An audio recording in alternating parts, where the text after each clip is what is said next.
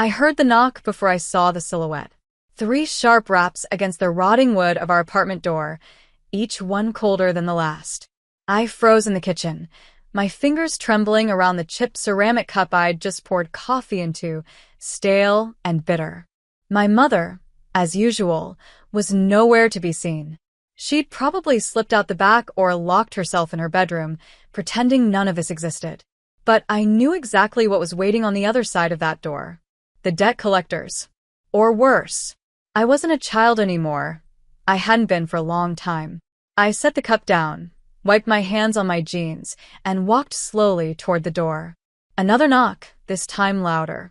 Then a voice. Smooth, low, dangerous. Open the door, Ivy. She knew my name. That stopped me for a moment. I blinked. My name had never sounded like that before, like velvet laced with steel. I turned the lock. The door creaked open. And there she was. Tall. Imposing. Dressed in a fitted black coat that made her look like she'd just stepped out of a storm. Her black hair was slicked back from her face, sharp jawline gleaming under the hallway light, lips painted the color of dried blood. Eyes that didn't blink. I knew instantly. This wasn't one of the usual men who came to threaten and shout and wave papers in our faces. This was something else. Someone else. Where's your mother? She asked, voice calm, deadly. I swallowed.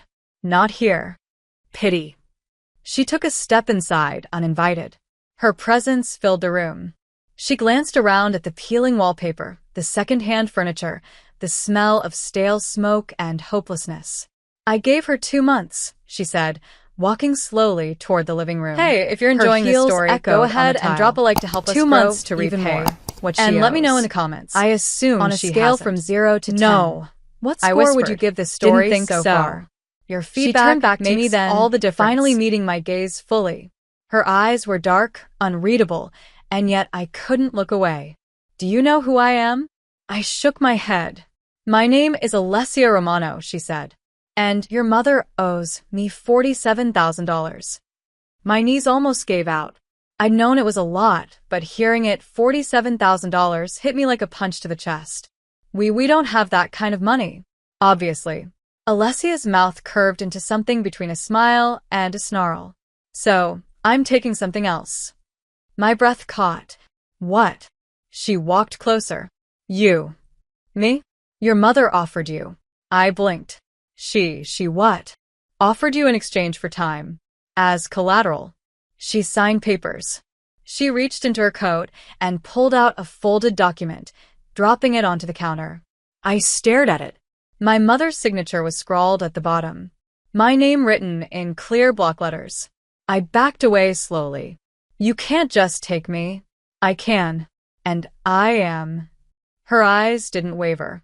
You'll come with me. Work for me. Until the debt is cleared. What kind of work? I hated how small my voice sounded. Whatever I say. My heart was beating so loudly I couldn't hear anything else. I stared at her, trying to find any trace of humanity in that flawless face, but there was nothing. Nothing but cold, calculated control. And yet something in my stomach twisted, not entirely out of fear. There was something else about her, something magnetic, impossible. A strange, terrifying pull. If I say no? I asked. Alessia's smile was slow. Then I collect the debt in blood. She said it so simply, like it wasn't a threat, but a fact. Your mother's. Maybe yours. Maybe both. I felt the weight of the walls closing in. I looked at the paper again. My mother's signature. My name. Sold like furniture. I wanted to scream. I wanted to cry. But instead, I lifted my chin. Fine, I said.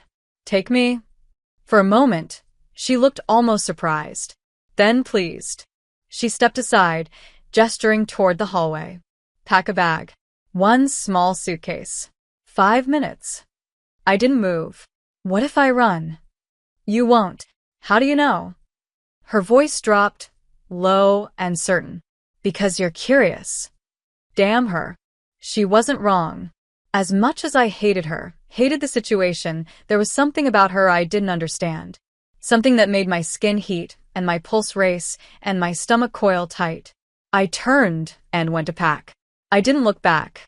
The car was silent, the kind of silence that didn't invite conversation. The leather seats were cold beneath my legs, and the tinted windows turned the city into a blur of shadows and streetlights.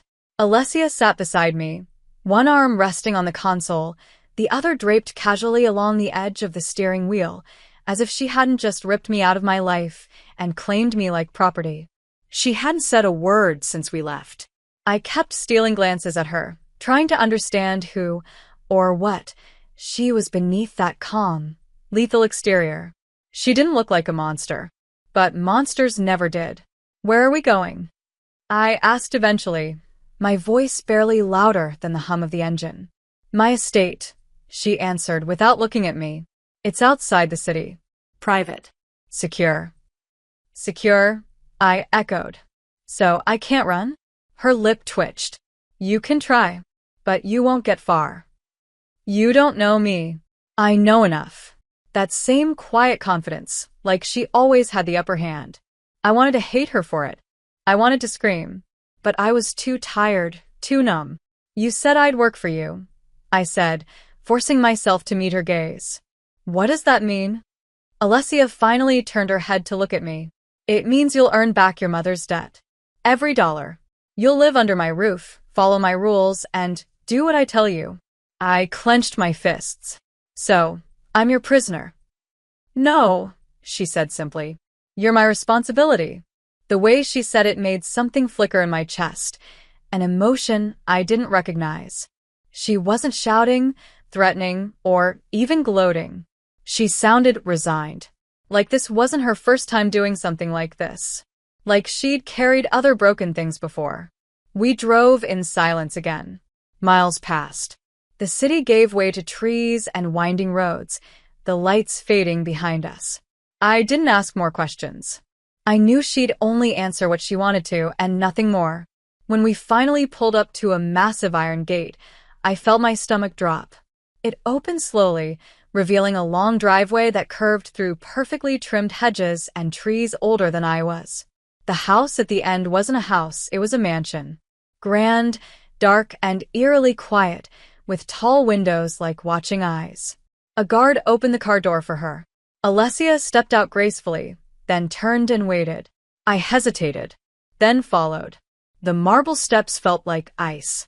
Inside, everything was polished stone and expensive silence. A chandelier hung above us, glittering like a threat. "Follow me," she said, not looking back. I did. The halls were endless. Finally, she opened a heavy wooden door and gestured inside. "Your room." I stepped in. It was beautiful, which only made it worse. Too much. Too soft. A queen-sized bed, pale gold curtains, a vanity, a closet already filled. I turned slowly. "You were expecting me." "Of course." Alessia leaned in the doorway, arms crossed. "I plan ahead." I stared at her. "Why me?" She tilted her head. "Because your mother offered you." "That's not a real answer." "It's the only one you're getting tonight." Her voice softened slightly. "There are clothes in the closet.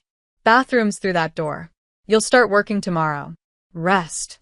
"Doing what?" "You'll see." She turned to leave, then paused. "Lock the door if you want, Ivy. But you won't need to." She left.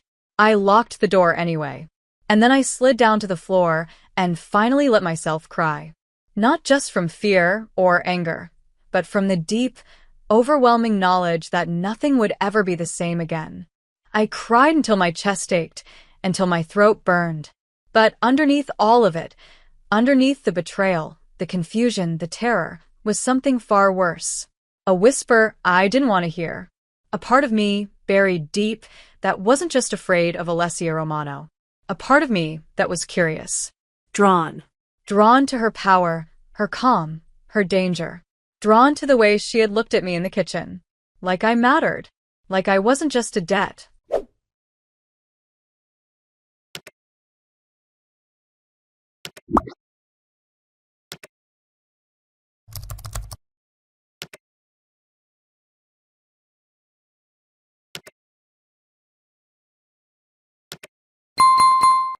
but something else. And that terrified me more than anything. I woke up disoriented. For a second, I couldn't remember where I was. The bed beneath me was too soft, the sheets too clean. It didn't smell like home. It didn't smell like anything. Sterile. Cold. And then it came rushing back. The knock on the door. Alessia Romano. The debt. The drive. The contract with my name on it. I sat up slowly, my limbs heavy with sleep and dread. Sunlight filtered through the pale gold curtains, and for a moment, it felt almost peaceful. Almost. A soft knock at the door startled me. I stood, unsure whether to respond. Before I could decide, the door opened slightly. A woman in her 40s peeked in. She wore a neat uniform and carried a tray. "Miss Ivy," she said kindly. "Breakfast." I nodded. She entered, placed the tray on the vanity, and smiled faintly. "Miss Romano asked me to bring this up. She said to tell you she'll expect you downstairs in 1 hour." "For what?" I asked. The woman shrugged lightly. "Orientation." I wanted to roll my eyes, but I was too hungry. I sat and picked at the food, eggs, toast, fruit, and something that looked like homemade jam. My body gave in before my mind did. I ate, showered, dressed. The closet was full of clothes in my size, all neutral tones, black, gray, white. I chose the least intimidating thing I could find, a simple black shirt and jeans. When I finally stepped out of the room, I realized just how enormous the house was. I wandered down the hall, past quiet rooms and closed doors, until I heard voices. Following the sound, I found myself in a sunlit room with tall glass windows that overlooked a manicured garden. Alessia stood near the window, phone to her ear, her posture sharp and still. She turned as I entered. Her eyes flicked over me quickly, calculating, assessing. I could feel the weight of her gaze. She ended the call and slipped the phone into her jacket. "Good. You're punctual." "Didn't know I had a choice," I muttered. The corner of her mouth twitched. "You always have choices. Just not always good ones." "So what now?" "You teach me how to be your slave." I hated how my voice trembled at the end. Alessia raised an eyebrow. "You're not a slave. You're collateral. There's a difference." "That's supposed to make me feel better?" "No." She gestured toward the door. "Walk with me." I followed her into another corridor. The house was endless, hallways branching like a maze.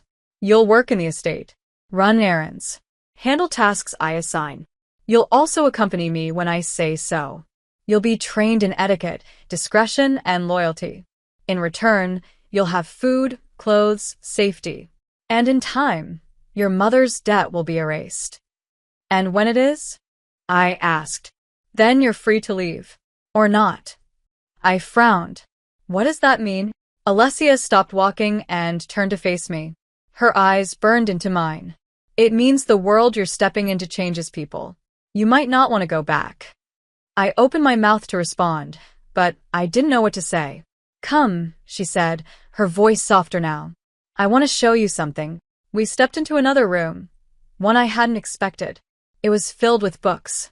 Floor-to-ceiling shelves, leather-bound volumes, the smell of old paper and quiet. A fireplace in the corner. A small piano. It didn't feel like it belonged in the same house. "This is your space," Alessia said, "when you're not working." I turned slowly, confused. "Why are you showing me this?" "Because I know what it's like to feel like a pawn." Her voice was low. "I was one once. And I remember the difference between being owned and being seen." I looked at her. For the first time, really looked. There was something in her eyes now, something human. A crack in the armor. And it did something strange to me.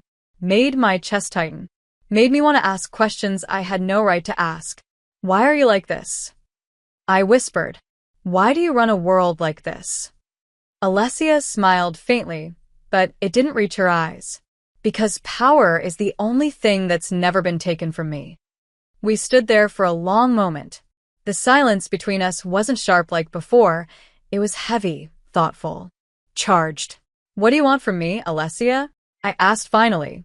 Her eyes dropped to my lips for half a second before meeting mine again. "Everything." but not all at once. And then she turned and walked out, leaving me alone with her words echoing in the silence, like a warning. Or a promise. I spent the next 3 days learning to survive in Alessia Romano's world. It wasn't loud or chaotic like I imagined a mafia operation would be. It was precise, controlled. Every corner of her estate was a machine in motion, guards rotating every 6 hours, cars entering and exiting through underground garages, phones ringing with information instead of noise. Alessia didn't shout. She didn't need to. One glance from her was enough to silence a room. I watched everything. I kept my head down, did what I was told, light chores at first, organizing books, shadowing her assistant during meetings, memorizing names and faces of people I didn't recognize but instinctively knew were dangerous. But Alessia? She didn't touch me. She didn't flirt or threaten. She didn't even speak to me unless she needed something. And somehow that was worse. Because I felt her. Everywhere. Watching me when I wasn't looking. Reading me like she was waiting for something to shift. I couldn't tell if I hated her or something else. And then came the night of the gala. I wasn't supposed to go. I knew that from the moment I overheard Alessia discussing it with her men. A fundraiser. A cover. Powerful people. Dangerous allies. I was too green, too fresh. But when I returned to my room that afternoon, a black dress was laid out on the bed. Long, sleek, backless. Next to it, a box. Inside, heels, jewelry, a thin silver necklace that shimmered like liquid under the light. I stared at it all for a long time before picking up the note left on the pillow. Be ready by 8. You'll be on my arm tonight. My stomach flipped. I almost ripped the dress in half. I almost said no, but I didn't. I bathed, did my makeup with shaking hands, pulled the dress over my body, and felt like I was stepping into someone else's skin. When I stepped out of my room at 7:59, Alessia was waiting. And when she looked up, something shifted in her eyes. Slowly, deliberately, she moved toward me, stopping just inches away. She reached out and adjusted a strand of my hair, her fingers brushing the side of my neck. You clean up well, she murmured. Don't touch me, I whispered, but it came out breathless. Alessia's mouth tilted. Noted. Her hand dropped. We didn't speak again until we were in the car. This time, a sleek black vehicle with a driver. I stared out the window, trying to keep my breathing calm. Why am I here? I finally asked. To be seen. As what? As mine. I turned to her sharply. I'm not yours. Aren't you, she said softly. Your mother sold you. I paid the price. You haven't paid anything, I snapped. You took me. You're just using me. If I wanted to use you, Ivy, you'd know. Her voice was silk and fire. I looked away. My reflection in the window didn't look like me anymore. When we arrived, the building loomed like a cathedral of money and power. Inside, it was worse. Champagne flutes. Laughter like knives. Eyes watching everything.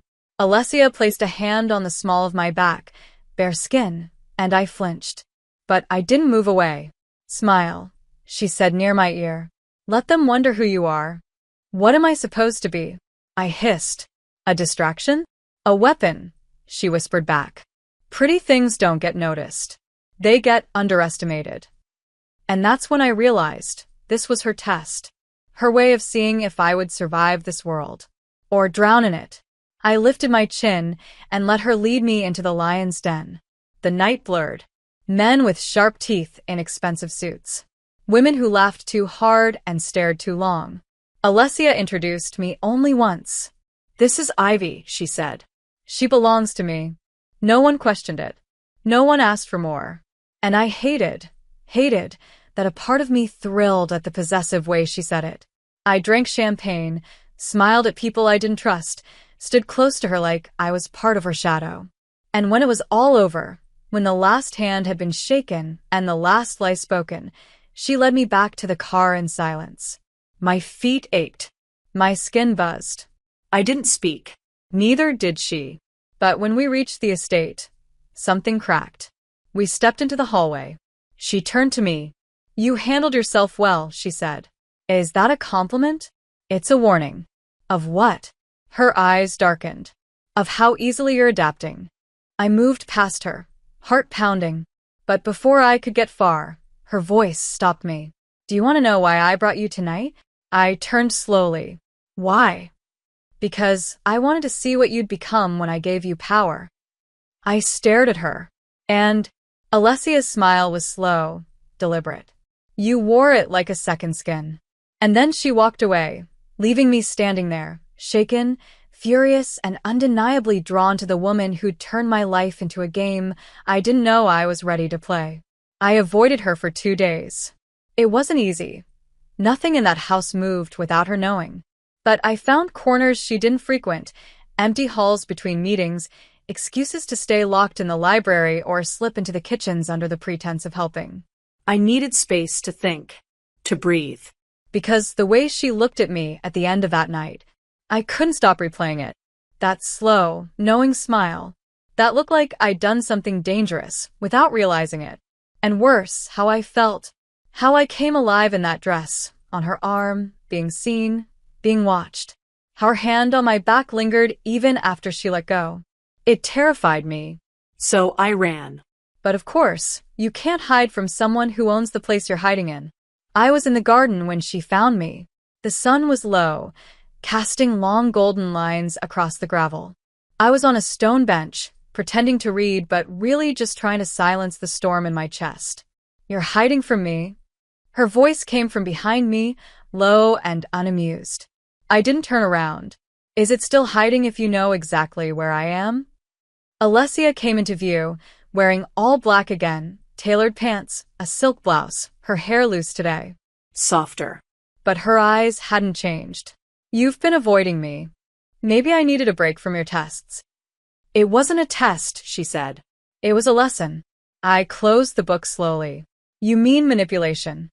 I mean truth. She took a step closer. You played the part because it's in you.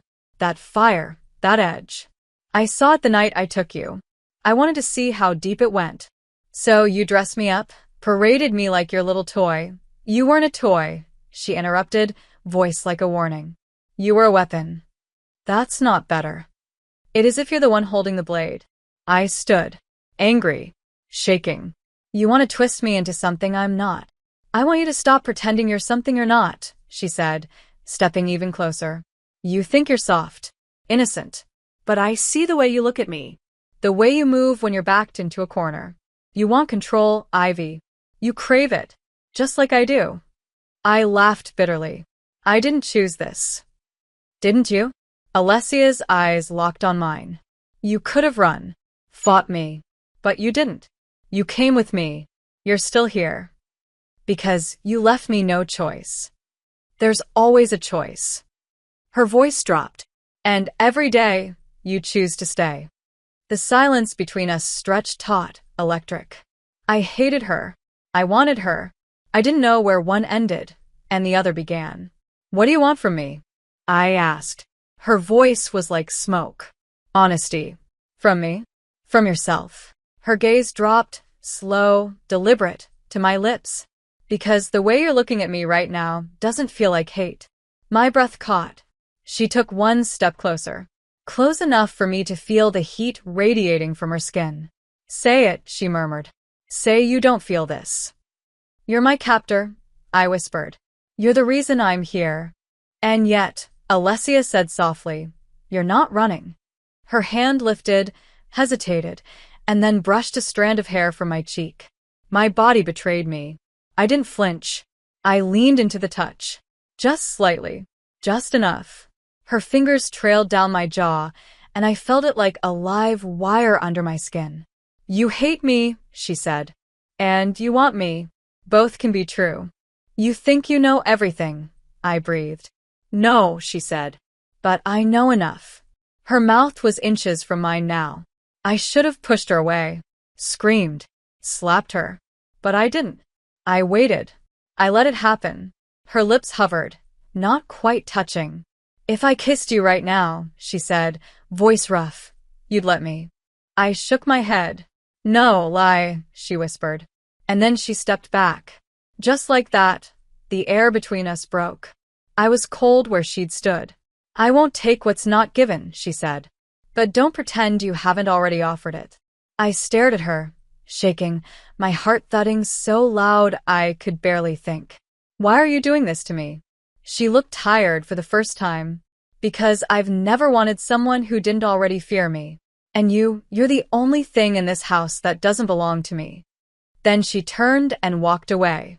And I stood there, trembling, wanting her to come back, and hating myself for it. The line between survival and surrender blurred more with each passing day. After that night in the garden, Alessia gave me space, but it didn't feel like mercy. It felt strategic. She didn't look at me during meals, didn't ask for me during meetings, didn't speak to me unless necessary. And yet I could feel her everywhere. Her presence haunted the halls of that estate like perfume on the air, subtle and dangerous. She was restraint wrapped in silk and steel, and I hated how much I noticed her absence. I buried myself in tasks, training under her assistant, memorizing security protocols, learning how to anticipate Alessia's needs without asking. I told myself I was doing it for freedom, for the promise of my debt dissolving. But some nights, I caught myself standing in the doorway of the library, hoping she'd be there. She never was. Until one night, I walked in and found her sitting by the fire, one leg crossed over the other, a glass of something dark in her hand. Her shirt was unbuttoned at the collar, her hair loose again, and her eyes, those impossible eyes, met mine the second I stepped inside. "Couldn't sleep?" she asked. Her voice was calm, unreadable. I hesitated. "I didn't know you'd be here. And if you had, I might have come anyway." Her eyebrow lifted. "Brave. Or stupid." I crossed the room slowly, drawn like a moth. "You decide." She watched me. "Why are you really here, Ivy?" I sat in the chair across from her. "I don't know anymore. That's dangerous. Everything here is dangerous." Alessia tilted her head. "You've changed. You made me." "I showed you what you were capable of," she corrected. "There's a difference." The fire cracked between us. Shadows danced across her face, softening the edges, making her look almost human. "When do you stop pretending?" I asked suddenly. Her lips parted slightly. "Pretending what?" "That you don't feel anything." The silence that followed wasn't empty, it was charged. Alessia looked down into her glass, then back at me. "Feeling makes you weak in this world. So, you taught yourself not to?" "I learned the hard way." "What happened?" I don't know why I asked. I expected her to shut down, but she didn't. She stood and walked to the window, her back to me. "I loved someone once," she said quietly, "and it cost me everything." The honesty hit harder than any threat she'd ever made. "What happened to her?" Alessia was quiet for a moment. "She betrayed me, chose survival over loyalty. I don't blame her." "But you never forgave her. Would you?" I didn't answer. She turned to face me again. "You remind me of her." My chest tightened. "So, this is revenge?" "No," Alessia said. "This is inevitability." I stood. I don't know why. Maybe to leave. Maybe to get closer. My feet moved without thought. She watched me come toward her unmoving. When I stopped, inches from her, the air thickened. "You say I'm the only thing that doesn't belong to you here," I whispered. "But maybe I do." Her jaw tensed. "Don't say things you don't understand." "I understand enough." My voice shook, but I didn't back down. "You want control." So do I. Maybe that's why we're both losing it. Her hand came up slowly, almost reluctant. She touched my cheek like she didn't mean to, like her body betrayed her. Her fingers trailed down, slow, warm, aching. "This is a mistake," she murmured. "Then make it." I leaned in, just a breath between us. My heart was racing. I felt her breath on my lips, could taste the hesitation, the ache. And then she kissed me. It wasn't gentle. It wasn't sweet. It was possession and desperation and fear all tangled into one unforgivable moment. Her hands gripped my waist, pulling me closer, and I let her. I pressed into her, matching her hunger, our bodies colliding like we'd both been waiting too long to pretend anymore. We broke apart just as suddenly, both of us breathing hard. Her eyes were wide, like she hadn't expected herself to give in. "This changes nothing," she said. "It changes everything," I whispered. She turned away. "Go." Why? "Because if you stay, I won't let you go." "Is that a threat?" "No," she said softly. "It's a promise." But I didn't move. I stood there, watching the most powerful woman I'd ever met look more vulnerable than she ever had. And I realized the shift was already happening. Not just in her. In me. I wasn't afraid of Alessia Romano anymore. I was afraid of what I'd do to stay in her orbit. I didn't sleep that night. Not even for a second. I lay in bed staring at the ceiling, every nerve in my body still buzzing from the kiss, the heat of her hands on my waist, the force of it, the way she looked at me afterward, like she'd just opened a door she couldn't close. It wasn't about lust. Or maybe it was at first, but there was something else now. Something tangled and dangerous. Something that felt like falling. The next morning, Alessia was gone. Her assistant informed me she'd left the estate early for business in the city. No details, no timeline. Just a vague order. Stay where you are. Don't go out. I obeyed, but not because she told me to. I didn't want to leave. Not until I understood what was happening between us. Days passed. No word. I tried to stay busy, training, organizing, pretending I could still separate myself from this place. But I felt her absence like a wound. The house felt colder without her. The fire dimmer. The gravity off. And when I wasn't thinking about her, I was thinking about how I had let her kiss me. How I had kissed her back. How I'd wanted it. Still wanted it. The fourth night, I wandered outside for air. The estate grounds were empty, quiet except for the whisper of wind through the trees. I walked the garden path, the one she'd found me on the last time we fought. And suddenly I wasn't alone. Couldn't sleep again? Her voice, low and familiar, echoed behind me. I turned so fast my breath caught. There she was, dressed in black, rain still clinging to her coat, hair slick from the storm, eyes darker than the night itself. "You were gone," I said, too fast. "Business." "You didn't tell me." I didn't realize I had to. The wall was back up, the cold mask she wore so easily, but I could see the flicker beneath it. "You kissed me," I said. She didn't look away. "Yes." And then vanished. I needed space. So did I. "But you didn't see me disappearing." Alessia stepped closer. "You don't have an empire to run." No. "Just a life you own." Her jaw flexed. "I don't want to fight you, Ivy." "Then don't treat me like a pawn." "I never did." "Then what was that kiss?" She was in front of me now, close enough to touch. "It was a mistake," she said. But her eyes betrayed her. They dropped to my mouth again. "You didn't act like it was a mistake." "I shouldn't want you." "But you do." "Yes." The word was like fire between us. I felt it everywhere. "So, what are you going to do about it?" I whispered. She didn't answer. She just reached up, cupped my jaw, and kissed me again. Slower this time. More deliberate. As if she knew there was no turning back. I melted into it, my hands gripping the front of her coat, anchoring myself to her. Her arms wrapped around my waist, strong and sure, pulling me against her like I belonged there. And maybe I did. Maybe I always had. We didn't go further. We didn't need to. That kiss said everything. When we finally pulled apart, I was breathing hard, dizzy. Alessia rested her forehead against mine. "This complicates everything," she murmured. "I know. I can't protect you from this world, Ivy." "Then don't. Let me choose it."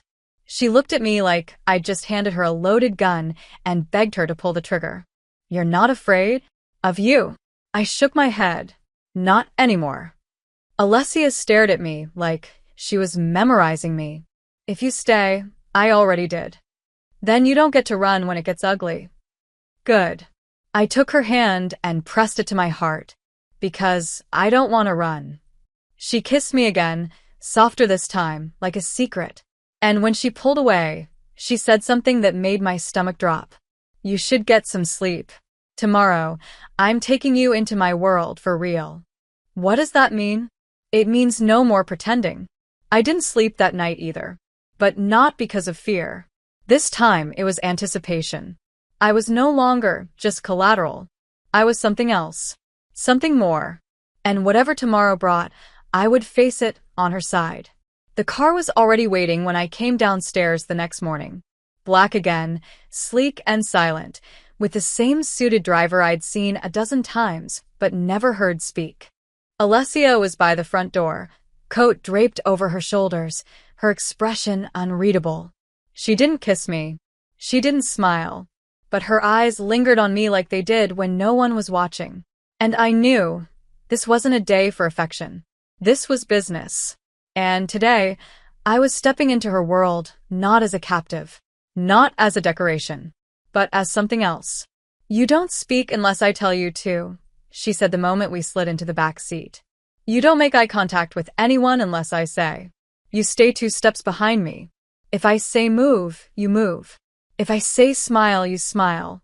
No questions. Understood. I nodded. Understood. She looked me over. A quick, sharp scan.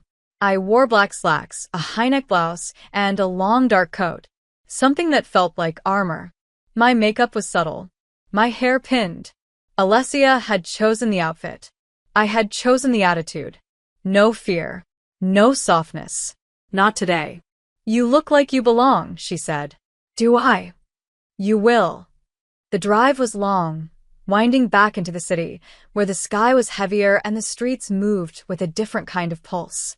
We pulled up to an old building with a wide staircase and tinted windows. It didn't look like much from the outside. But when we stepped in, I understood immediately. It was quiet, too quiet. No music, no chatter.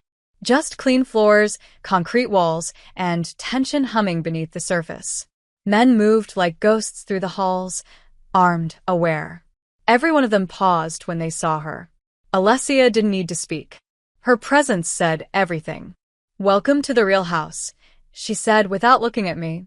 This is where things happen. We passed through locked doors, up a private elevator, down another hall that smelled like expensive leather and old money. Finally, she led me into a conference room. The moment the door opened, 5 men stood. Important men. Dangerous men. I felt it instantly, the weight of the room, the energy, power and threat in equal measure. Alessia nodded once. They sat. She did not. And neither did I. She began to speak, sharp, efficient. Names. Numbers. Territory lines. I understood nothing and everything all at once. These weren't just criminals. These were businessmen with blood on their hands and loyalty in their eyes. And every single one of them deferred to her. She wasn't just the boss. She was the boss. I stood behind her, silent, watching the way her jaw flexed when someone questioned her, the way her voice stayed level even when she was clearly issuing a threat. And then someone looked at me, a man at the end of the table. Older. Lean. Cold eyes. And who's this? He asked. Alessia didn't flinch. Mine. That word again. Possessive. Dangerous. And I saw it, the way the man's eyes flicked with amusement. New piece, he said, like I was a car. Or a drug. I didn't speak. But Alessia turned her head slowly, eyes locked on him. Careful, she said, voice like ice. You're speaking about something I value. Something, not someone. But somehow I knew she said it that way on purpose. The man backed down. The meeting continued. An hour later, we were back in the car. I finally exhaled. They looked at me like I was a trophy. You were, she said simply. A calculated display of control. And how did I do? You made them curious. That's enough. I stared out the window. Do you like it? She asked. The power? I thought for a moment. I liked that no one looked at you like they questioned you. They wouldn't dare. Why? Because they know what I'm capable of. I turned to her. And what's that? Alessia didn't smile. Whatever I have to be. We returned to the estate in silence. But I wasn't the same girl who left it that morning. Something had shifted. When we stepped inside, I pulled her by the wrist before she could walk away. "Why me?" I asked, voice low. "Why did you pick me?" Alessia looked at me for a long time. "Because you didn't break," she said. "Because you looked me in the eye and stayed standing. Because I saw something in you I hadn't seen in years." "What?" She stepped closer. Her hand came up, brushing my jaw. "A future." The breath caught in my throat. "With me? If you can survive it." She leaned in, mouth close to mine again. "But I warn you, Ivy. Loving me doesn't come with safety. Only loyalty." I should have pulled away. Should have run. But instead, I said the only thing that felt real in that moment. "Then teach me how to survive you."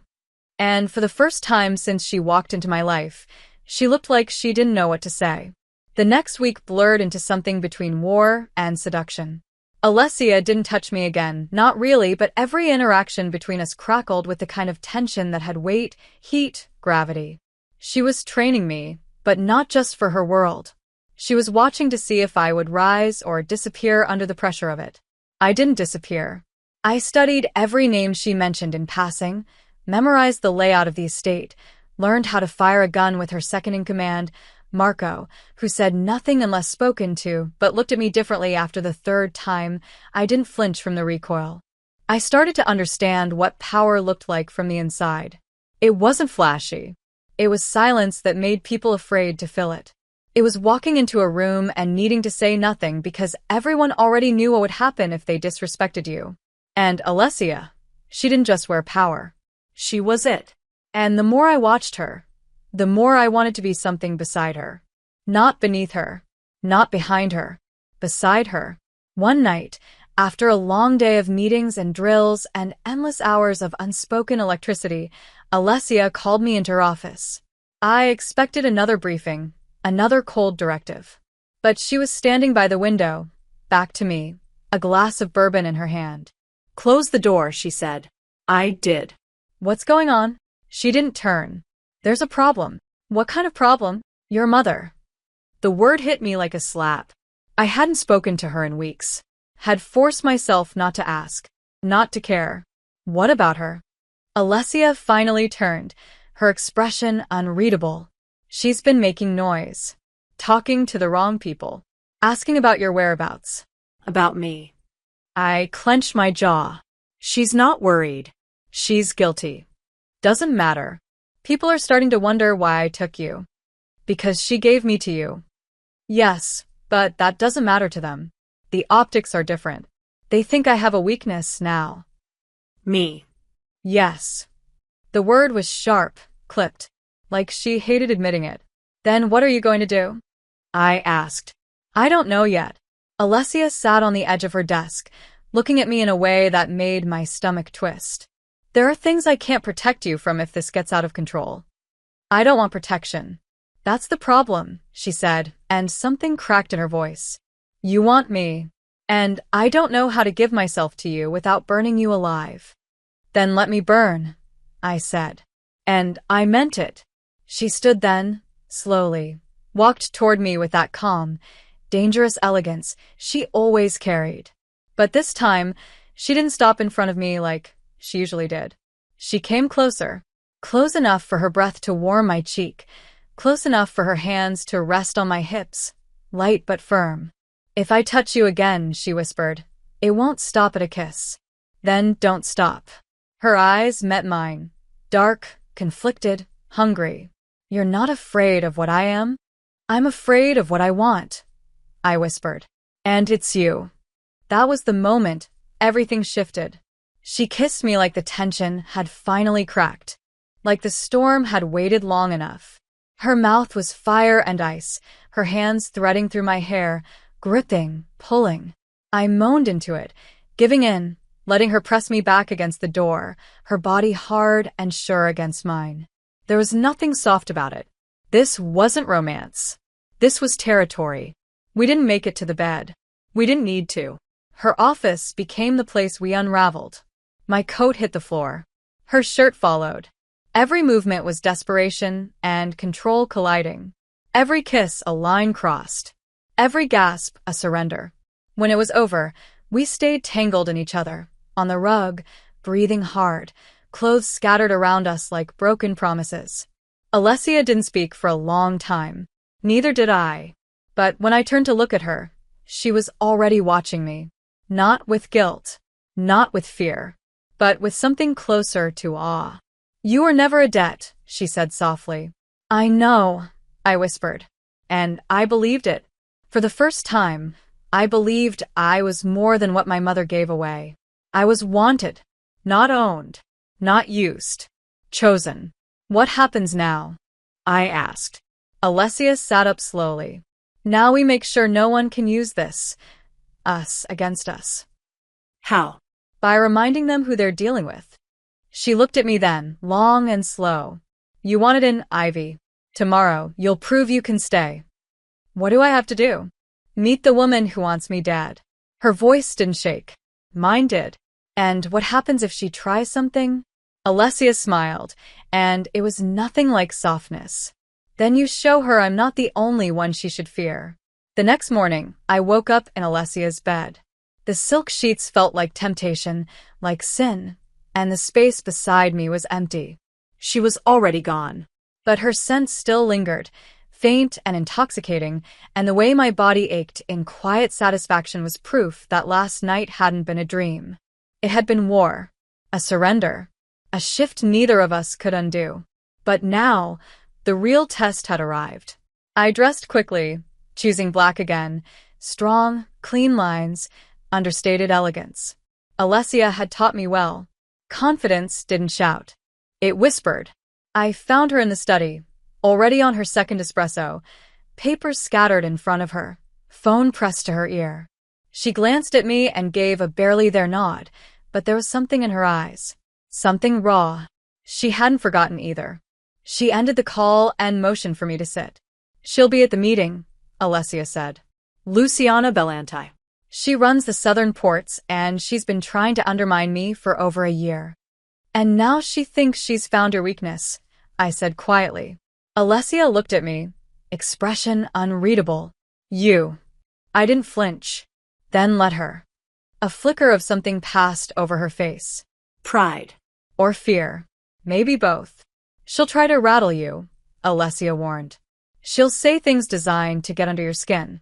She'll treat you like you're nothing. You can't react. You can't defend me. You're just there to watch." "Understood." "I'm not a prop," I said. "No," she said, standing. "You're bait." My heart stuttered, but I didn't back down. The meeting was held in a private lounge near the port, neutral territory. A circular room with velvet walls, a low chandelier, and a single round table in the center, like something from a Roman tragedy. Every player had their place, and everyone looked when Alessia entered. I walked 2 steps behind her, silent, still, my eyes sweeping the room. Luciana sat at the far end, wine glass in hand, dark red lipstick perfectly applied, her gaze already locked on us. And when her eyes met mine, something shifted. She smiled. Slowly. Cruelly. "Well," Luciana said, rising. "Alessia Romano. And her little pet." Alessia didn't stop walking. Neither did I. She sat. I stood behind her, chin high, spine straight, heart pounding. "She's very pretty," Luciana continued. "I see now why you took her instead of money. Flesh is easier to control than numbers." Alessia didn't blink. "Are we here to talk business, or to measure your jealousy?" Luciana's eyes sparkled. "Oh, darling, I'm not jealous. I'm entertained."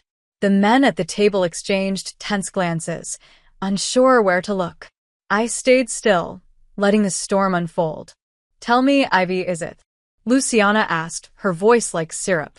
"Do you know how many people have died because of that woman you're so eager to please?"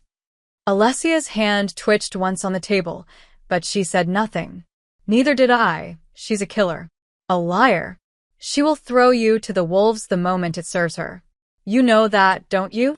Still, I said nothing, but something in me boiled. Not from fear. From instinct. From the slow, rising fury of being underestimated. Luciana smiled wider. I'd be careful if I were you. Alessia Romano loves many things. None of them last. Alessia stood then. Her voice was ice. The only reason you're still speaking is because I haven't decided how useful you still are. Oh, Alessia, Luciana purred, sipping her wine. You can't silence everyone, especially not the ones who know what you truly are. They stared at each other for one long, volatile moment. Then Alessia turned and walked out. I followed. We didn't speak until we were in the car. She slammed the door, breathing hard. I told you not to react, she said through clenched teeth. I didn't. You wanted to. Yes, I said. I did. Silence. Then softer. You did well. I looked at her. She's dangerous. She's more than that. She's a cancer. She's been poisoning the lower territories, turning allies against me, offering quiet deals to chip away at my control. But now she's seen you.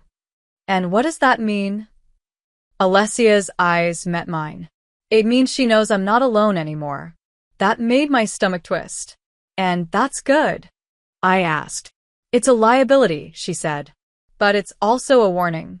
I've been untouchable because I have nothing to lose. Now that's changed. I reached for her hand. She didn't pull away. I'm not your weakness, I said. She looked at me like I'd just said something holy. No, she whispered. You're the only thing that's ever made me strong enough to show one. The car was still moving, the city blurring by, but everything felt still, like that sentence had rearranged the air around us. I want to help, I said. You already are, she said, voice raw. But the moment you become a target, this stops being about debt. It becomes war. Then let it come. Alessia smiled. Not the cold kind. The real one. The kind I hadn't seen before. I don't deserve you, she said. No, I replied. But I choose you anyway. There was no ceremony. No slow lead-in. The next morning, war arrived with a knock at the gate and a bullet through the window of the south wing. It wasn't subtle. It wasn't symbolic. It was a message. Luciana had made her move. Alessia was already moving when I got downstairs. She was in full black, no makeup, hair tied back tight, gun holstered beneath her jacket. Her commands were sharp, rapid fire. Guards redeployed, vehicles relocated, all entrances secured. Marco followed close behind her, flanked by two more of her inner circle. I didn't ask for permission. I stood beside her. What do you need me to do? She didn't hesitate. Stay close. That's it. For now. I can handle more. And I'll give you more when I know you can survive it. I can. She looked at me, her eyes scanning mine. I believe you. But belief won't stop a bullet, Ivy. Neither will distance. That finally made her pause. Something flickered in her. She reached out, brushed her thumb along my cheek, just once. Then don't leave my side. That day, the estate turned into a war room. Phones rang nonstop. Messages arrived in encrypted bursts. Money moved. Weapons were counted. Alliances were tested. I watched Alessia shift into a different version of herself. Colder, sharper, unstoppable. Every word she spoke carried weight. Every movement meant something. She wasn't fighting to survive. She was fighting to maintain an empire. And I was part of it now. In the late afternoon, news arrived that made the whole room go silent. Luciana had intercepted one of Alessia's deliveries, guns bound for a secure drop in the north. She hadn't just stolen from Alessia. She'd broadcasted it, made sure the entire network knew it. The implication was clear. Alessia wasn't invincible anymore. Alessia paced for a moment, then stopped. Looked at me. Get dressed, she said. You're coming with me. Where? To remind her who she's dealing with. I didn't ask more. I ran to my room and changed, black again, tighter this time, sleeker. I tied my hair back like she did. When I met her by the car, she looked at me once, nodded, and said nothing. The drive was tense, quiet.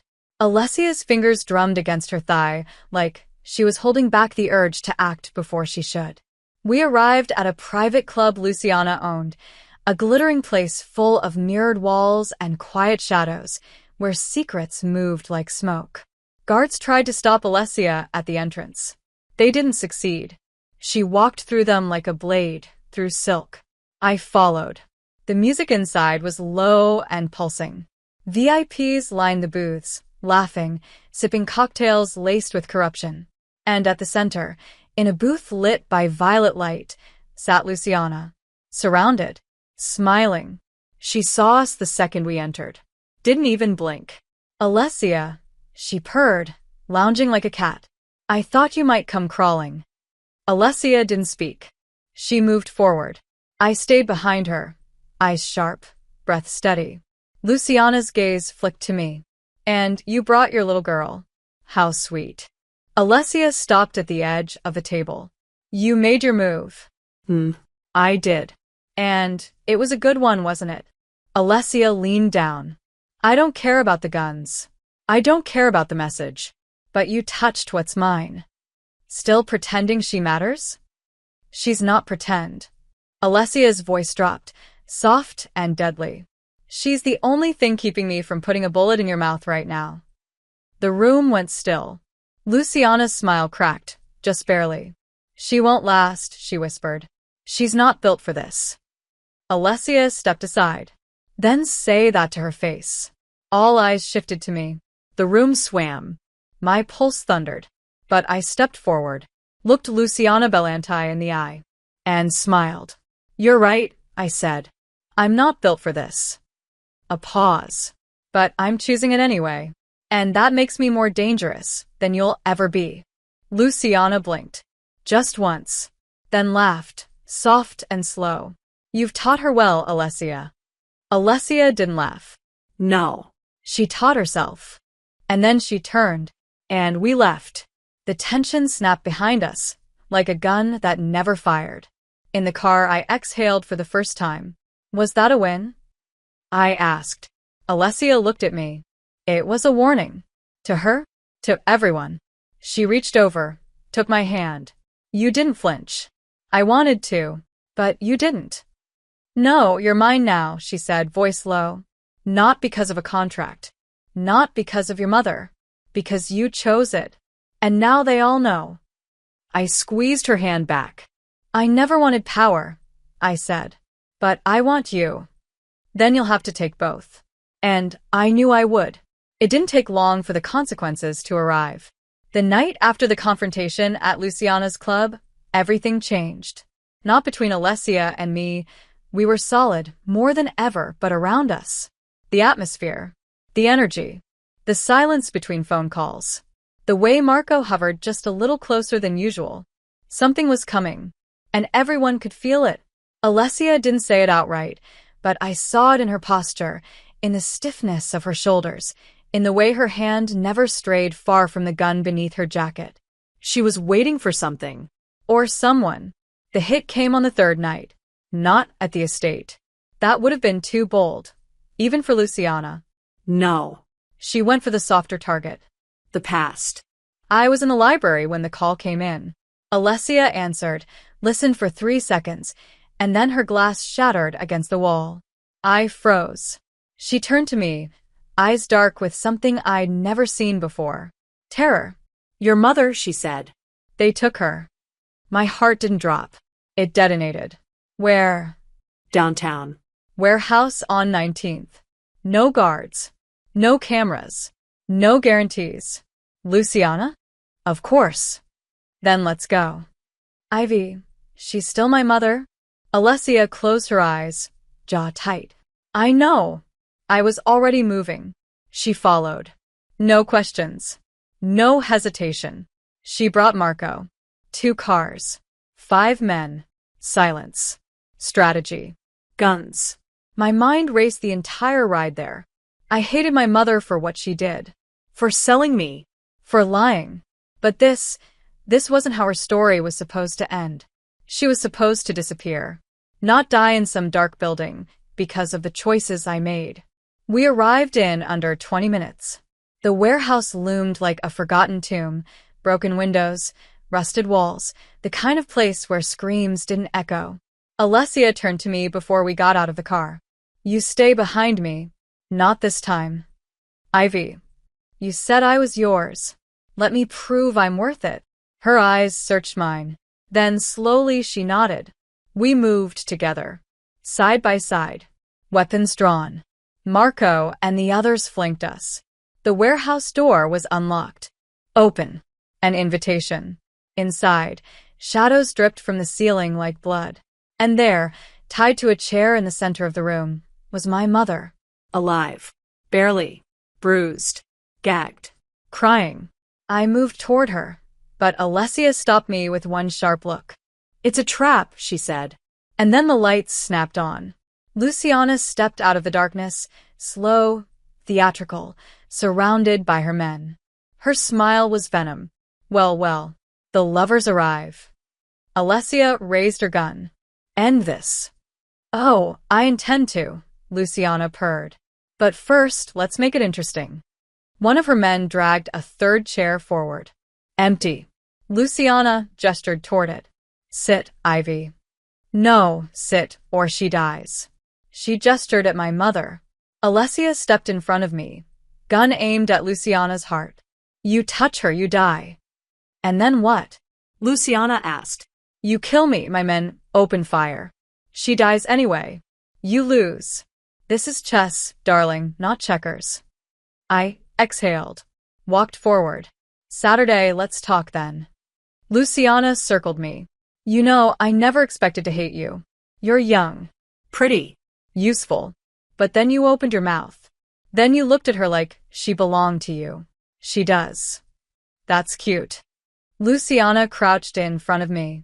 Do you think love means something here? That it changes the rules?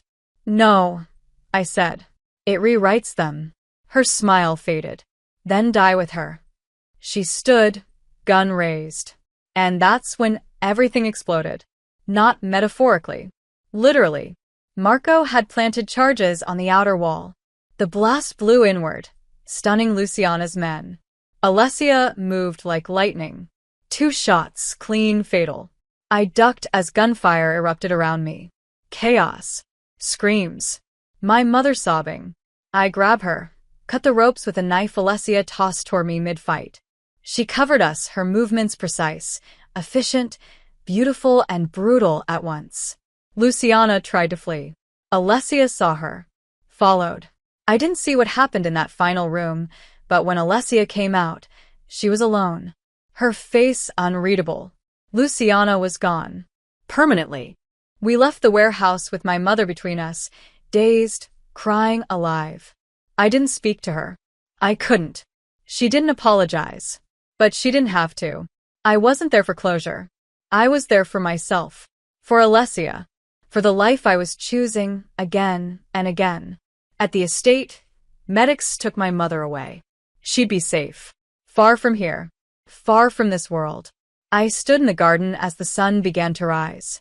Alessia joined me, her hands blood-stained, her eyes tired. You okay? She asked. I nodded. I've killed for less, she said. But never for more. I turned to her. Is it over? Luciana's dead. But no. This won't be over for a long time. Then we fight. Alessia looked at me like I was the only real thing left in the world. Yes. We fight. And this time, we wouldn't be fighting alone. The world didn't stop just because Luciana Bellanti was dead. If anything, it spun faster, hotter, more unstable. Alessia's victory wasn't quiet. It was loud, bloody, and impossible to ignore. And power, especially when taken by a woman, didn't settle softly into the hands that earned it. It drew attention, jealousy, challenges. The vultures came circling before Luciana's body was even cold. Allies started asking questions. Enemies got brave. A few of Alessia's men, weak ones, stupid ones, tried to switch sides. She handled it all without blinking. But I could see the toll behind her eyes. She was stronger than ever, and more isolated than I'd ever seen her. Except with me. With me, she unraveled in pieces. At night, when the house was quiet, she let me undress her in silence, let me press kisses against the bruises no one else knew were there. She held me like I was the only thing in the world she hadn't already bled for. And maybe I was. But peace wasn't coming. Not yet. 3 days after the warehouse, Alessia gathered the inner circle. Marco. 2 of her most trusted lieutenants. And me. That was new.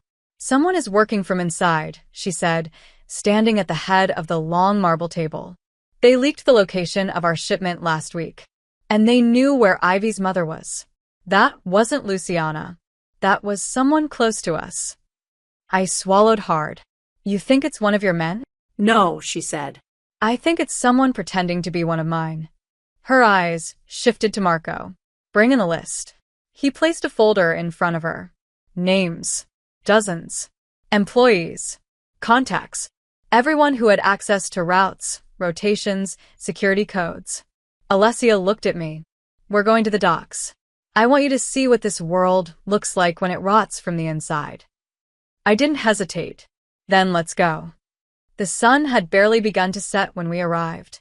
The docks were quiet, cold, the water black and endless. Alessia moved through the loading area like she owned it, because she did. The workers snapped to attention, eyes lowered, orders obeyed before they were spoken. But she wasn't there to check inventory. She was looking for a lie. And she found one. A man, lean, well-dressed, eyes too slick. He smiled too fast when he saw her, called her boss like it tasted foreign on his tongue. Alessia stepped close to him, too close. Who gave you access to the manifests on Thursday? She asked. He faltered. I was told by Marco. Marco doesn't deal with manifests. I meant Nicolo. Nicolo's dead. She said it flatly, calmly. My blood ran cold. Alessia tilted her head. Try again. He blinked. Sweat gathered at his temples. I don't know. Lies, she said. Then she turned to me. Ivy. Come here. I walked toward them slowly, heartbeat thudding. What do you see when you look at him? She asked. I stared at the man. He couldn't meet my eyes. Fear, I said. Desperation. Guilt. Exactly. Alessia stepped back. What would you do? I looked at her. At him. I didn't want blood. I didn't want to kill. But I understood now. This world didn't survive on kindness. It survived on clarity. I stepped forward, took the gun from Alessia's outstretched hand, and aimed it. Not at his head. At his foot. I pulled the trigger. The sound echoed. He screamed. Collapsed. Everyone froze. Alessia didn't move. I turned to her. Now he'll talk. Her eyes burned with something between approval and hunger. Yes, she said. He will. And he did. He spilled everything. Names. Messages. Deals. He was working for one of Luciana's silent backers, someone who hadn't been in the room when the last war ended, but wanted to start another. We had a name. We had leverage. And I had blood on my hands. Later that night, back at the estate, I sat on the edge of the bed, still shaking. The weight of the gun. The sound of the scream. The look in his eyes. Alessia came in, wordless, and sat beside me. You did what I would have done, she said. I'm not sure that's a good thing, I whispered. It is, she said. You didn't flinch. I wanted to. But you didn't. I turned to her. Is that who I am now? No, she said, voice softer. It's who you had to be. For me. For us. And what if I hate that version of me? She looked at me, eyes full of something I wasn't ready for. Then I'll love her enough for both of us. That broke me. I leaned into her. Let her hold me. Let her kiss the worst parts of me. And I knew, without question, that I wasn't leaving this life. Not because of the violence. Not because of the power. But because of her. I wasn't the girl who'd been traded for a debt anymore. I was the woman who'd chosen war to stay by the side of the most dangerous, most loyal love I'd ever known. The name the traitor gave us changed everything. Emilio Serrano. A ghost. A man who once operated in the shadows beside Luciana, then vanished when Alessia rose to power. Everyone assumed he'd fled the country, gone underground, or been killed in the purge that followed Alessia's ascension. They were wrong. He'd been waiting, watching, building. And now, with Luciana dead and the network rattled, he was ready to take her place. Alessia didn't panic. She planned.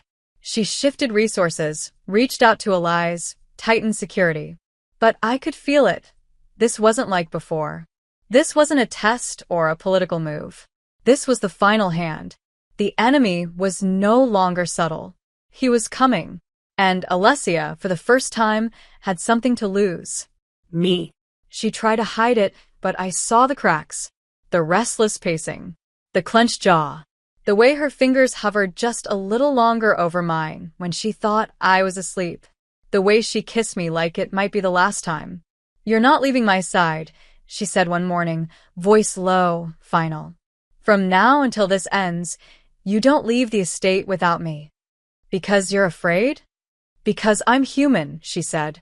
"And I already lost too much to let him take you." We trained harder. Longer. I followed Marco into the shooting range, into surveillance drills, into close combat techniques I never thought I'd learn. And slowly, I stopped shaking. I stopped hesitating. The girl who flinched under Alessia's gaze was gone. And in her place was someone who moved like she belonged to this world. Alessia noticed. One night, after a silent dinner filled with tension and stares and 1,000 unspoken truths, she pulled me into her office and locked the door. "This might be the last calm night we get," she said. I looked at her, heart pounding. "Then let's make it count." We didn't speak for a long time after that. Just hands. Just mouths. Just heat and desperate devotion written across bare skin and whispered into the dark. She kissed me like a promise. I kissed her like I believed her. And when we finally collapsed, breathless, tangled in sheets and each other, she pulled me close and said the words I never thought I'd hear from someone like her. "If I don't come back, don't," I said, cutting her off. "Then fight like hell to make sure I do." "I will. Swear it." "On everything," I said, voice shaking. "I swear it." The call came before dawn. Emilio had surfaced. A private property on the outskirts of the city, abandoned warehouse, fortified from the outside, crawling with armed men. It was obvious bait. It didn't matter. "This ends now," Alessia said as we geared up. Black again. Guns again. Fear again. But this time, I wasn't in the shadows. I stood beside her. Armed. Ready. I was no longer the debt. I was the weapon. Marco drove. The others followed. Alessia, and I didn't speak. We didn't need to. Her hand found mine once in the back seat. She didn't let go. The warehouse loomed like a final chapter. There was no subtlety. No hesitation. The second we stepped out of the car, bullets started flying. We moved as one. Trained. Deadly. Alessia led the charge. I covered her. We cleared the first floor in minutes, bodies dropping, commands shouted, footsteps pounding against concrete. I didn't freeze. I didn't falter. I remembered her voice in my head. "If you're going to shoot, mean it." I meant it. We reached the upper level where Emilio waited, surrounded by his last loyal men. His eyes landed on Alessia first, then on me. He smirked. "So it's true. You softened." Alessia raised her gun. No. I evolved. "You brought your toy to a war." "She's not my toy," Alessia said, voice like steel. "She's my edge." And then all hell broke loose. I didn't see who fired first. Just noise. Blood. Movement. I ducked behind a crate, took down one of his men, then another. Alessia moved through them like death incarnate. And then it happened. Emilio aimed at her. Fast. Precise. I didn't think. I moved. Stepped in front of her. Pulled the trigger. My bullet hit first. Emilio dropped. Silence fell. And then pain. Not mine. Alessia's. She collapsed beside me. My scream split the air. "No, no, no, no." I dropped beside her, hands covered in her blood. She was still breathing. Barely. "Don't close your eyes," I said, shaking. "Don't you fucking dare." You stepped in front of me, she whispered. You would have done the same. I told you not to leave my side. I never did, I said. I never will. The medics arrived seconds later. Marco was shouting. Everything was chaos. But I never let go of her hand. Not when they loaded her into the car. Not when they told me it was critical. Not when they said they didn't know if she'd make it through the night. I sat by her hospital bed for hours. Days. I didn't move. I barely breathed. I just waited. I wasn't leaving her. Not now. Not ever. The first 12 hours were the worst. Alessia's blood had dried on my hands by the time the doctors pulled her into surgery, and still I couldn't move. I sat in the hospital corridor, back against the cold wall, unable to cry, unable to think, just waiting. Marco stayed nearby, quiet and watchful. He offered coffee at some point. I didn't touch it. The others came and went, her lieutenants, guards, associates, all trying not to look like they were panicking. Because if Alessia Romano died, the entire structure she'd built would fall. But I wasn't afraid of power shifting. I was afraid of the silence she'd leave behind. The absence of her voice. Her hands. Her anger. Her love. I'd only just gotten it. I wasn't ready to lose it. When the surgeon finally emerged, blood still on his scrubs, his expression was grim but not broken. She made it through surgery, he said. She's stable. But it'll be days before we know more. I didn't wait for anyone else to ask. I pushed past him, followed the nurse, and stepped into the room. She looked smaller in the bed. Still. Pale. Tubes everywhere. But she was breathing. My Alessia. I sat beside her and took her hand. Her fingers were limp, but warm. You're not allowed to leave me, I whispered. Not after everything. Not after I chose you. I didn't sleep. I barely blinked. Nurses came and went, checked monitors, adjusted IVs. I didn't move. I just watched her. Every breath. Every twitch. Every sign that she was still here. On the second night, her fingers curled around mine. It was faint. Weak. But real. I looked up and her eyes fluttered open. Dark and tired. But there. Ivy, she rasped. I leaned forward, tears finally slipping free. You're awake. You're here. You jumped in front of me, she said. So did you. Before I ever knew who you were. Her lips twitched. Almost a smile. You saved me. I'd do it again.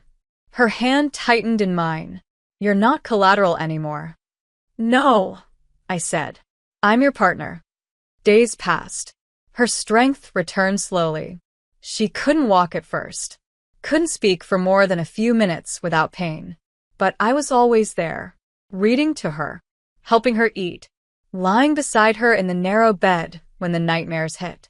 The estate held itself together without her, barely. Marco stepped up. The network quieted. And when word got out that Emilio Serrano was dead, the silence became loyalty. No one dared challenge Alessia now. Not when they realized who had taken him down.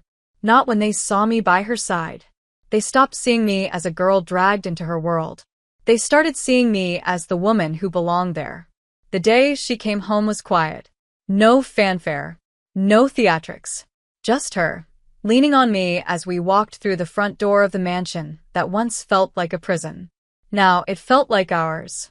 She stood in the foyer, looking around like she was seeing it for the first time. I almost died here, she said. You didn't. Because of you.